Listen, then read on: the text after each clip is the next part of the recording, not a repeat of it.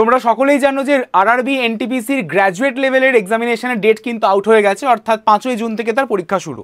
তো ইতিমধ্যেই আরআরবির তরফ থেকে একটা ডেমো মক টেস্ট তোমাদের সঙ্গে এরকম শেয়ার করা হয়েছে তাদের অফিসিয়াল ওয়েবসাইটে।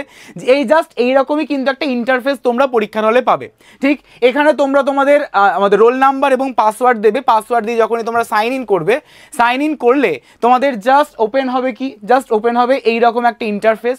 এবং এখান থেকে তোমরা যদি স্ক্রল আপ করো, তার আগে তোমরা যদি চাও যে এটা পুরোপুরি বাংলা ভাষায় পড়বো, তাহলে তোমরা বাংলা ভাষাতেও পড়তে পারো। পুরো লেখাটা কিন্তু বাংলা ভাষায় চলে এসেছে। এবং দেখো তার তলায় এখানে একটা নেক্সট বলে অপশান রয়েছে, নেক্সটে ক্লিক করবে।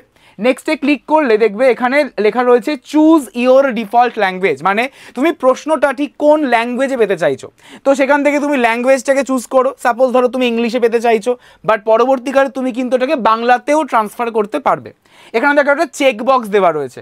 চেক বক্সে ক্লিক করার পর যখন I am ready to begin করবে, তখন থেকেই তোমাদের কিন্তু পরীক্ষা শুরু হয়ে যাচ্ছে জাস্ট এই রকম করে। ঠিক আছে, এখানে দেখো কোশ্চেন রয়েছে, এখানে আনসার মার্ক করবে যে কোনো একটা। সাপোজ ধরো মার্ক করলে, মার্ক করে সেভ অ্যান্ড নেক্সট করলে এটা অটোমেটিক্যালি গ্রিন হয়ে যাবে।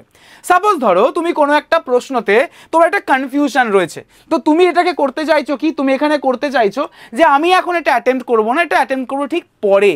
তো এটাকে তুমি রিভিউ মানে করবে। তো রিভিউয়ের জন্য তো যখনই তোমরা ক্লিক করবে, দেখো এখানে একটা বেগুনি রঙের সার্কেল হয়ে গেছে। ঠিক আছে, আর যেটা ধরো তুমি স্কিপ করছো, তো স্কিপ করলে সেটা অটোমেটিক্যালি দেখো রেড কালার হয়ে যাবে। ঠিক আছে, জাস্ট এইরকম করেই হবে। এবং তারপরে তোমরা সেভ করতে করতে যখন তোমাদের একদম 100 নম্বর প্রশ্নে চলে আসবে, 100 নম্বর প্রশ্নে আসার পর এখানে সাবমিট অপশান দেখাবে। সাবমিট অপশানে ক্লিক করলেই তোমাদের এক্সাম ডান।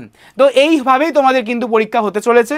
তো এই রকমের আপডেট পাওয়ার জন্য অবশ্যই করে বিএসএসসিআই কম্পিটিটিভ ইউটিউব চ্যানেলের সঙ্গে জুড়ে থাকতে একদমই ভুলো না। Thank you everyone.